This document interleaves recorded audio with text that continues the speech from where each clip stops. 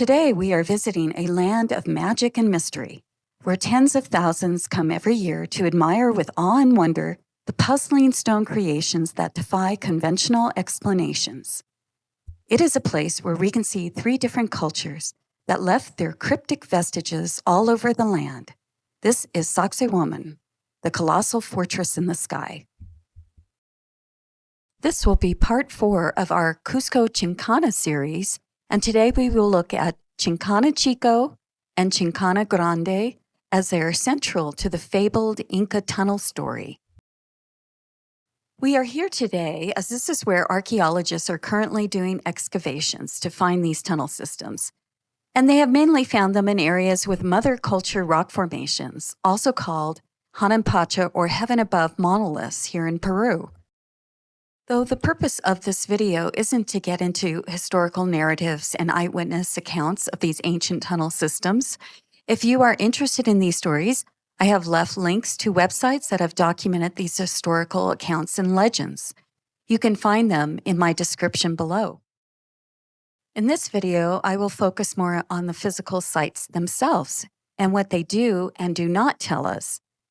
The reason I am doing this is because the historical narratives do not do justice as to how we are interpreting these sites, and they frequently are colored with historical perspectives and biases that are designed to craft a story that was, and still is popular, but gives us no inkling as to who the real creators of these sites are.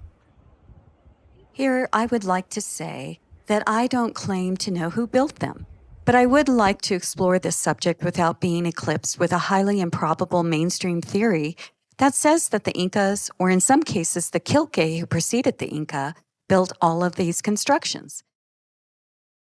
But before we get into a discussion as to who could have possibly built these structures, let's take a stroll to Chincana, Chico, or as it is translated in English, the Little Labyrinth. All around us, we can see the remnants of the style of construction called Hanan Pacha, which are bizarre monoliths, which are very common in this particular area of Sacsayhuaman. Here we are walking through a small tunnel to the left of Chincana Chico, and we can see how highly vitrified the walls are. And we also see some edges, which are perfectly straight on both sides of this tunnel. See here how shiny it is, just these little ledges. And this is only about 3.5 feet, so it's a very small cave.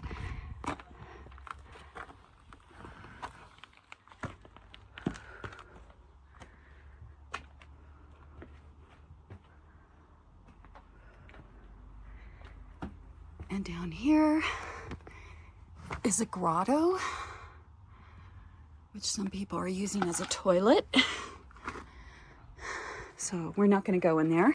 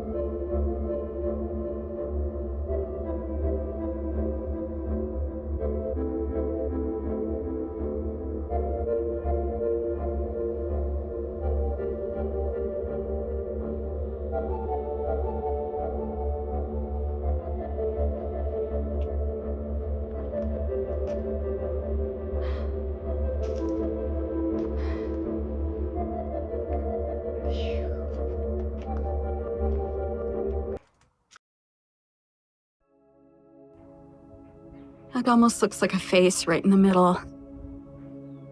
In a recessed niche there. And an area that kind of looks like a vulva. For Pachamama, offerings to Pachamama.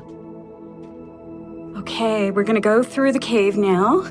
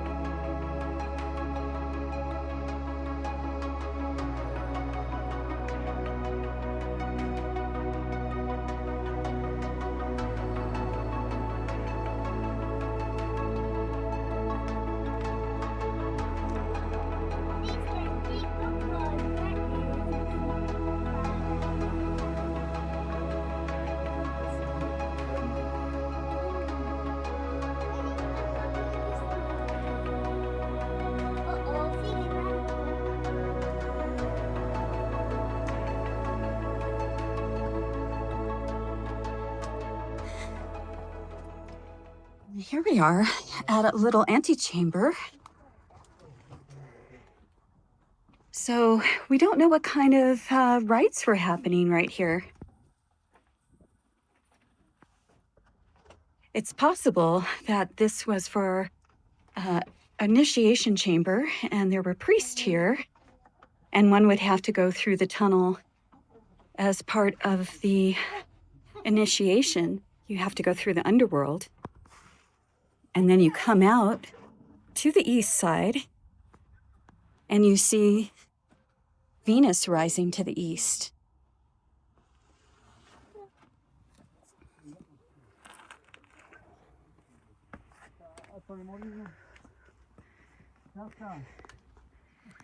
And here we come out to Chincana.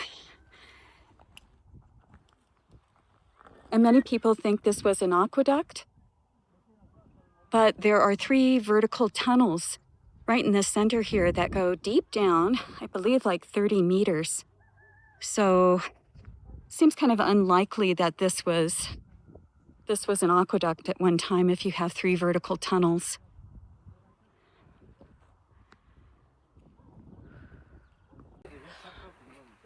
So guys, what is this? Do you see a mouth of a snake in here?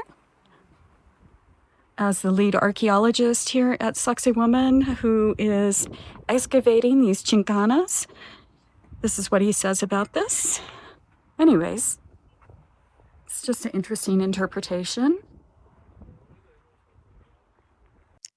Here, the lead archaeologist of the Chincana project, Jorge Calero, is interviewed by Andina News Agency about this particular section and the unusual rock formation here. Let's see. We started the project more or less 45 days ago, so we have been able to open several excavation units, 4 or 5. Archaeological work is slow. It is like a watchmaker's job. You have to be very patient. But the important thing is that we are sure of the discovery of the Chincana because we have all the historical and scientific evidence that will demonstrate this detail. It is like this now in front of this cavity, isn't it? It is stepped, isn't it?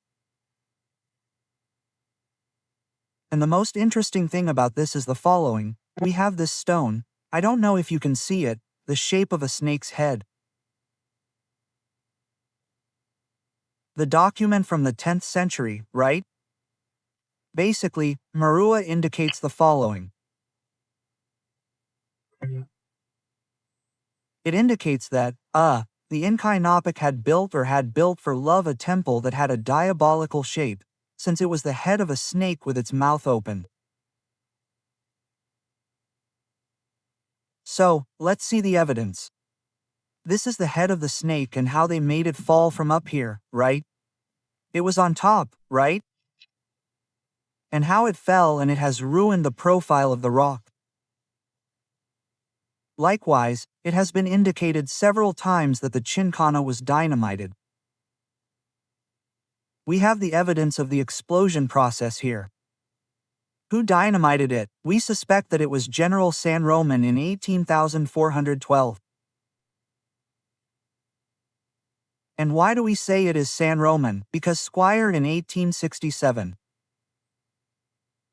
clearly writes in his book and says, it was General San Roman, who was the prefect of Cusco or the prefect of Cusco, who covered the Chincana. And the Chincana is on a low cliff near the slide. We are less than 30 meters from the slide, right? Unlike the large Chincana, which all the people of Cusco have entered, right? And there are people who even say that they have reached the cathedral, but that is false. The door of the Chincana is this one. There is no entrance in the tired stone. Calero is referring to the monolith located some 100 meters to the north from here called the Grand Chinkana. It is from this monolith that most legends say that the tunnel from Sacsayhuaman to the Sun Temple, the Qoricancha, ran. We will be heading up to the Grand Chinkana shortly. But first we'll go to the area where the archaeologists have set up their camp, and we'll look at the 3 different styles of architecture that we can find.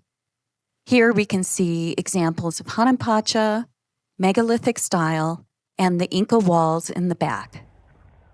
Very interesting, like triangle shape here. And a megalithic style around the Hanan Pacha.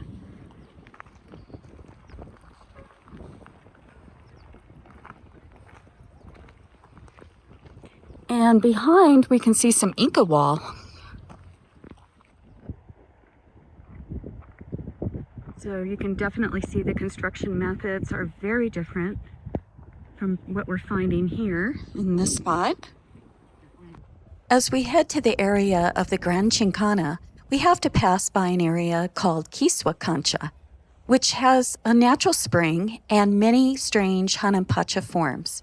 Here we can see the typical rock with the strange formations that look like they were pressed into the stone.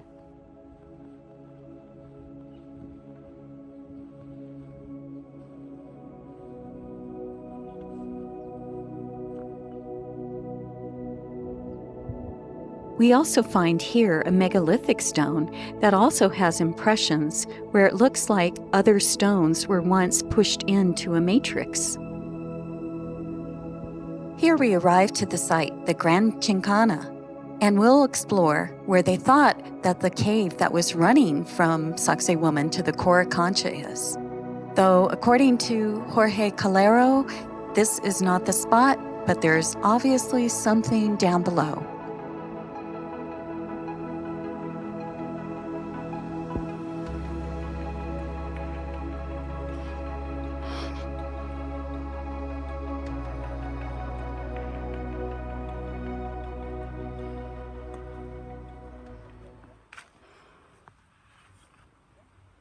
So this is the entryway to the Chincanas that go all the way down, or it is believed that go all the way down to the Qoricancha in the city of Cusco.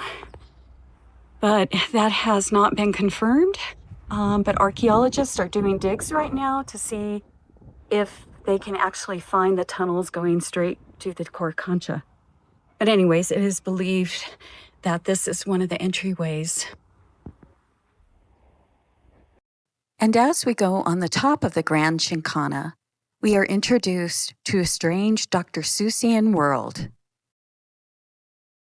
Here I'd like to read from the introduction of my book, Sorcerers of Stone, Architects of the Three Ages. There are thousands of mysterious rock formations around the world that archaeologists and historians have a hard time explaining, as they don't seem to fit into any known building styles of early human culture. Their designs are so abstract and enigmatic. These formations seem to be from a different world, and the modern mind can only speculate as to their true purpose. These forms on these mainly limestone monolithic rocks are shaped into the most bizarre and delightful organic and geometric shapes. Many of the huacas have stairs that go nowhere, hidden alcoves, water basins, canals, and recessed thrones, as well as a stepped-up Chincana symbol that is endemic around the Andes Mountains. Some show animal forms molded in the rocks. Snakes are very prevalent, as are pumas and birds, although any creature's imagery is less common than the abstract decorative forms. Another unique property of the huacas is that they look like the rocks were pressed and molded with ease, without any evidence of tool marks. Some sites show what appear to be finger pressings, where hands manipulated the stone to form canals and other shapes. Others are smoothed down to such a degree as to be glossy as polished marble, while others show signs of vitrification, a process that can only be done using high heat, resulting in a mirror-like reflective surface. In many of these huacas, you can see they were designed for water flow and storage, and many have zigzag canals winding down the rock.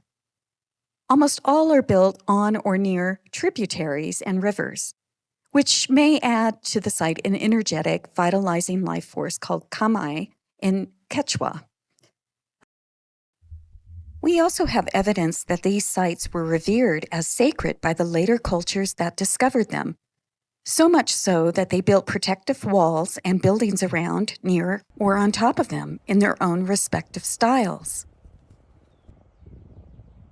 Unfortunately, not much is written about these Hanan Pacha sites that gives any clarity as to who the builders were. Although the ubiquitous response by the Peruvian Ministry of Culture trained guides, archaeologists, and historians is that the Incas built them, especially in the period when Pachacuti Inca Yapanqui was emperor. This is rather implausible for 4 key reasons.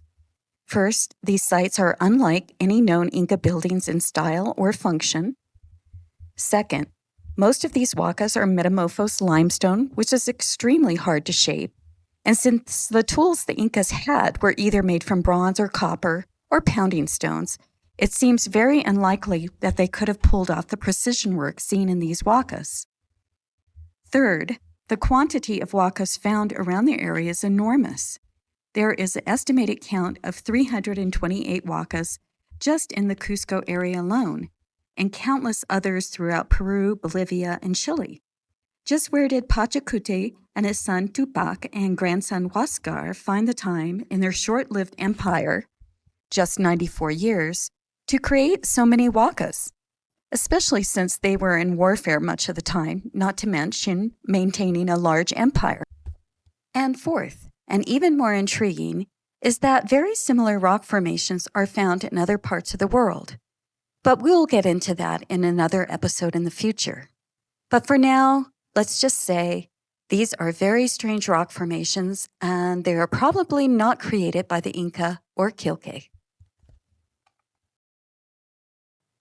Thank you again for coming with me on this journey to Sacsayhuaman.